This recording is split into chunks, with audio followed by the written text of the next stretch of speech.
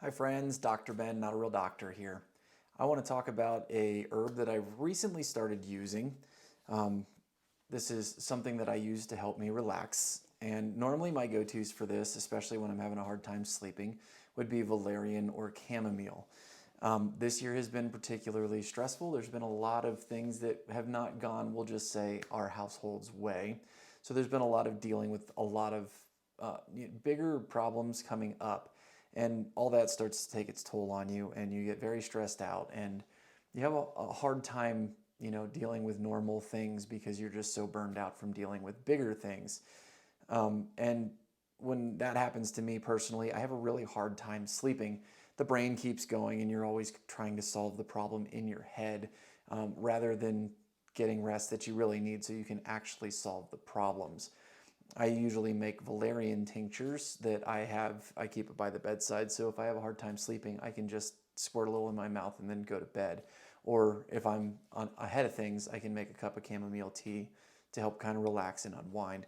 Recently, I was running across something. I don't remember, I wish I could remember where I read it, but it mentioned that if you're really stressed out, that passion flower is a better option than chamomile or valerian.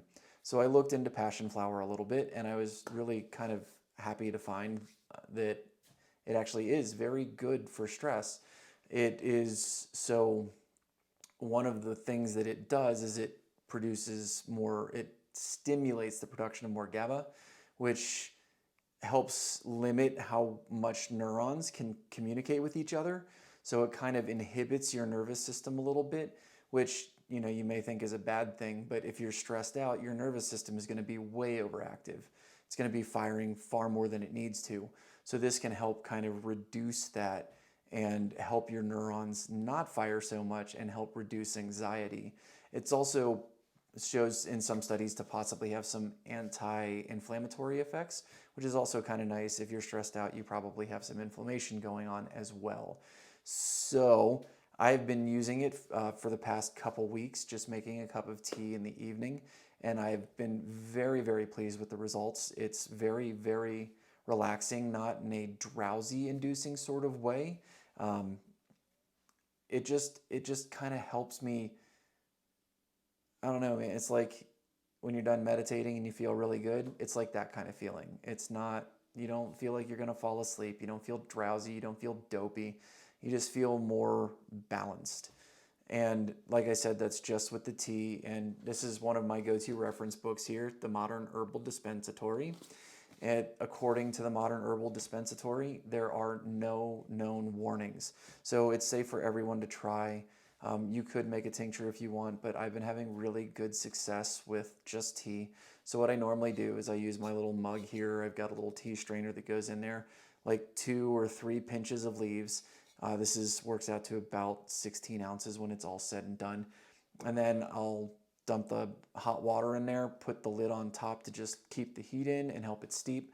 Steep it for about 5, maybe 10 minutes, and then just, sip on the cup in the evening. And it's really, really been helping me a lot to just kind of unwind a little bit, get in a good place so I can get a good night's sleep. If you're already stressed out, you really, really need sleep. And I don't think I have to tell any of you how hard it is to get a good night's sleep when your brain is running 8,000 miles an hour. Again, this is not medical advice. Do your own research. Everybody's going to respond to herbs differently, just like they respond to medications differently, but that one tends to not come up so much in information. So do your research. If you have an herbalist, consult your herbalist. If you have a natural medicine practitioner, consult your natural medicine practitioner. But from my research, it looks like it's relatively safe if you want to experiment with yourself. And I hope you guys have the same kind of success with it that I do. If you have experience with passion flower, I'd love to hear what your experiences are down in the comments below. I'm going to keep rolling with it. It's really helping me get a good night's sleep in a non-habit forming, non-pharmacological sort of way.